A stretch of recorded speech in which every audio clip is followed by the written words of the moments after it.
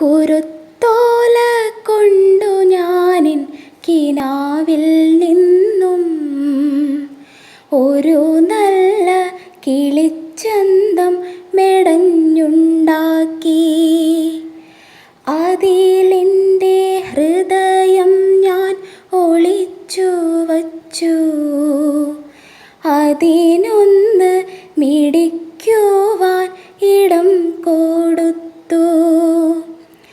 ഇളം ചുണ്ടുകൾക്ക് സ്വയം മറന്നു പാടാൻ മുളം തണ്ടിൻ മധുവൂറും സ്വരം കൊടുത്തു.